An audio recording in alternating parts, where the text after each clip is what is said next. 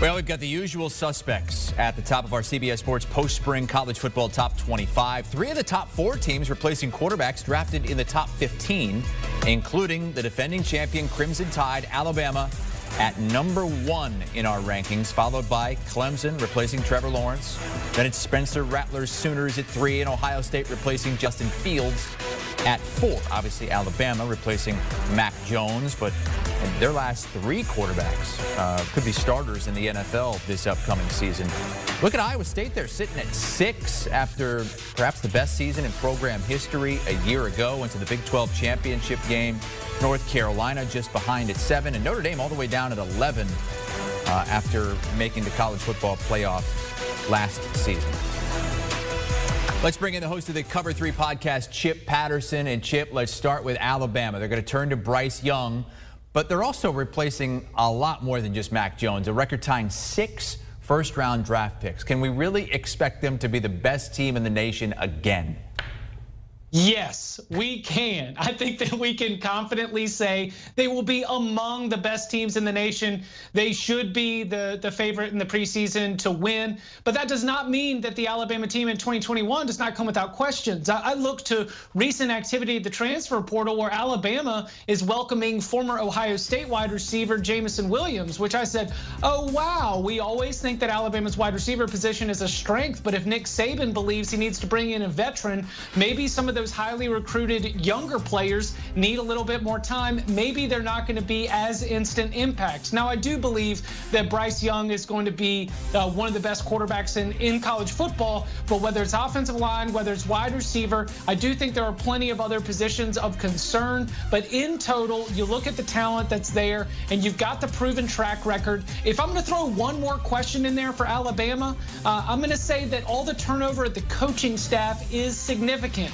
You lose Steve Sarkisian. Now you've got a new offensive line coach with Doug Marrone in there. Bill O'Brien's in there. Charles Huff's gone. There just has been a lot of turnover on this staff. It's like Nick Saban kept everyone together from, the 2017 recruiting class, which won 2 national championships, from a coaching staff that helped recruit them. They won the Natty, and now everybody gets to go their own way. We are really starting back from the beginning, but when it's Alabama and you've been recruiting like Alabama, starting back from the beginning is still good for number 1 in our top 25. Beginning of the season, they play Miami. First game of the year. Miami ranked number 15 in our CBS Sports post-spring top 25. That game, neutral location in Atlanta. Let's move on to our number 2. That would be, no surprise, the Clemson Tigers, but they're replacing Trevor Lawrence. DJ Uiagalelei proved that he can step up in big moments. How far are they behind Alabama going into the season, in your opinion? Not far, and I think that DJ Uiagalelei I would position ahead of Bryce Young because of that experience. When we look at some of the turnover that we've got at quarterback at a couple of places, and Ohio State's another one, I think that the Clemson Tigers feel the best. Now, in terms of a total quarterback room, I don't know if they feel as good about the depth should anything happen to DJ Uiagalelei. I mean, how lucky was Clemson to be able to have Uiagalelei ready to go when Trevor Lawrence tested positive for COVID? I do not think they've got depth, but when we're just looking at the quarterback position, what he showed us against Boston College, bringing Clemson back from one of the largest home deficits that the program had seen in decades, then going to Notre Dame Stadium, setting a record, breaking Carson Palmer's record for the most number of passing yards against Notre Dame. You're just putting up these eye-popping statistics, but it was also the moment, facing the potential loss to the Eagles, knowing that the national championship hopes were there, leading Clemson all the way back from another halftime deficit, another double-digit halftime deficit, and getting it done to at least get Clemson into double overtime against Notre Dame. The fact that he has proven that on a big stage with national championship implications tells me everything I need to know about DJ. Again, there are some questions like Alabama.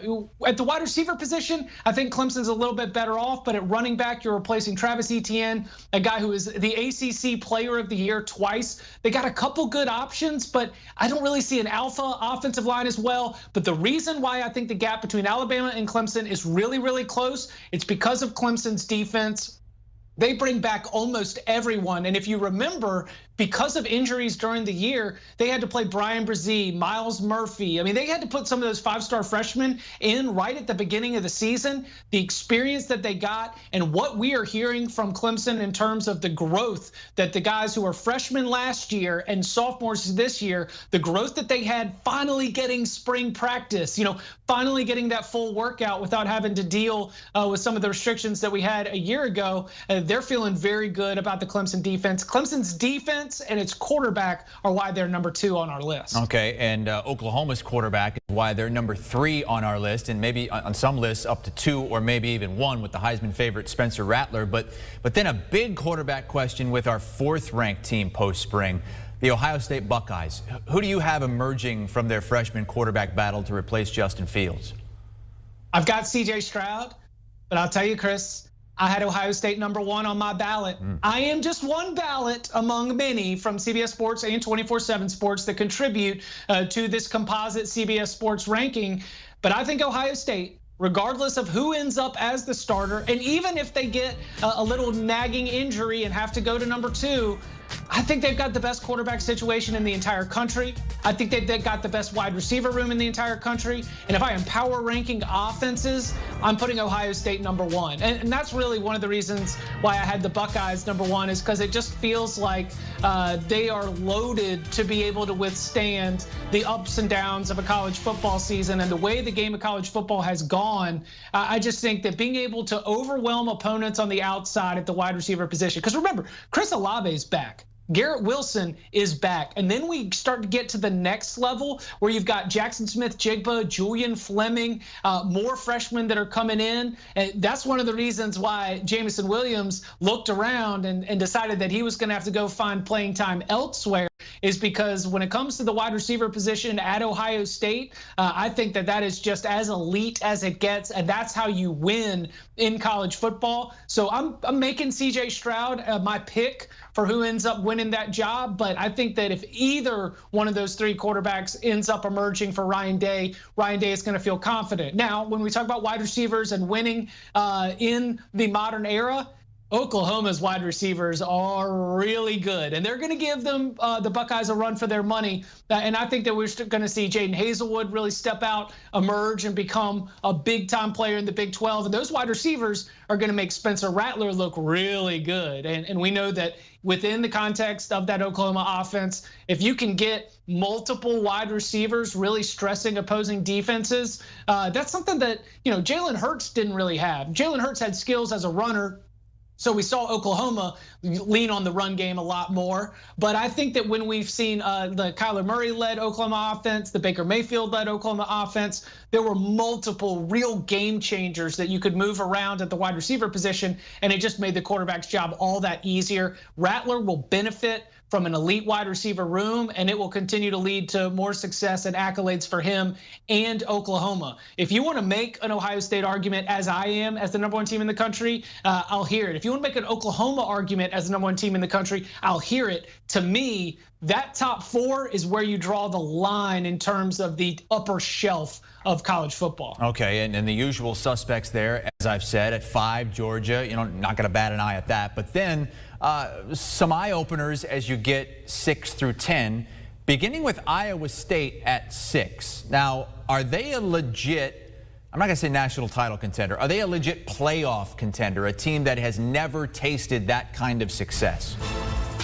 No, I think 6 is their ceiling. I think 5 or 6 is their ceiling, and this is why.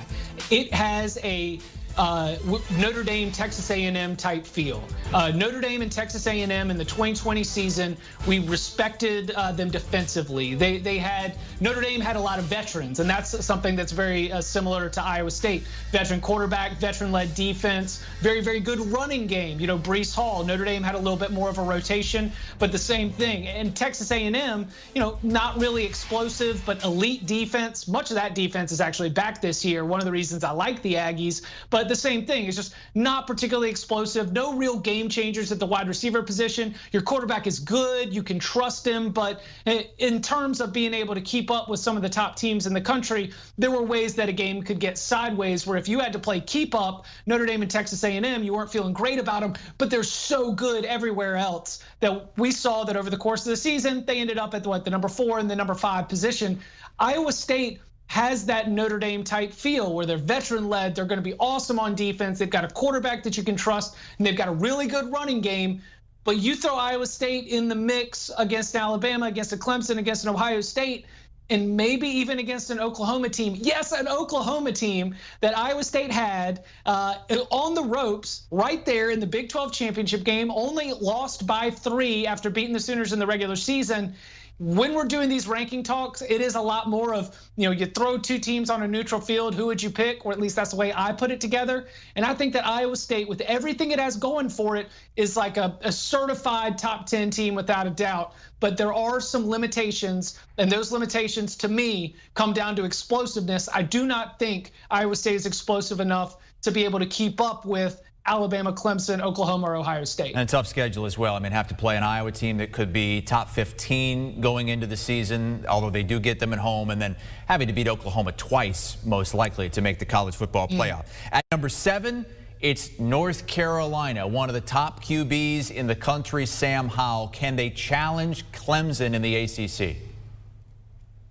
They can push Clemson. I would not pick it, but what we're using for a lot of our North Carolina analysis is the Orange Bowl. Now, they ended up losing the Orange Bowl. I believe final score was like 41-27, but they had Texas A&M in the early parts of the 4th quarter. 3rd and 4th quarter, North Carolina had some opportunities, and they had proven through about 45 minutes against a Texas A&M team that didn't have a lot of opt-outs, that did seem to care and brought a lot of competitiveness.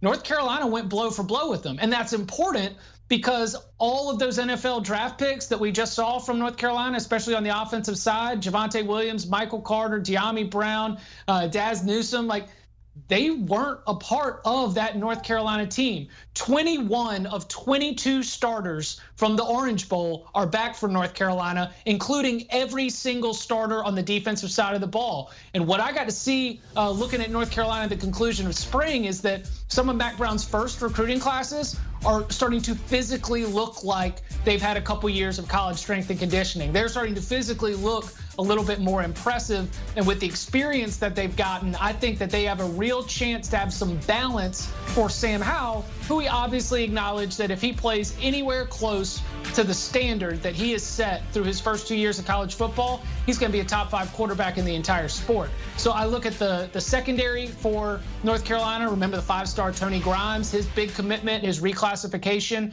comes in when he should have been a high school senior and plays last year. They've got the best secondary in the ACC. They've got a quarterback who can push DJ Uiagalelei. I just think that Clemson's got more depth, so they can push, they can challenge. North Carolina and Miami is the conversation for the ACC's Coastal Division, but I would not pick either one of them against the Tigers in the ACC Championship. And again, Miami is number 15 in our post-spring rankings. Only one Pac-12 team in the top 10, that's Oregon at 8. Might have the number 1 overall pick in next year's draft, but is there enough around Kayvon Thibodeau? On the defensive side, yes. They are very, very talented. Lost a couple pieces on the defensive line with Thibodeau, but at linebacker, they are among the best in the country. And I think that defensively, they're going to be awesome. The question is going to be the quarterback position, and I do not have overwhelming confidence that they've got the best quarterback situation in the Pac-12, and I think that when you put them among everyone in the country, that ranking is probably even below the number 8. So can Mario Cristobal, who has really instilled a little bit of a grittier approach to this Oregon team where they mash you with the offensive line, they play really, really tough defense, they lean on the running game. Are they going to be able to win enough games in the Pac-12 to be able to compete for a college football playoff, to be able to compete for a national championship?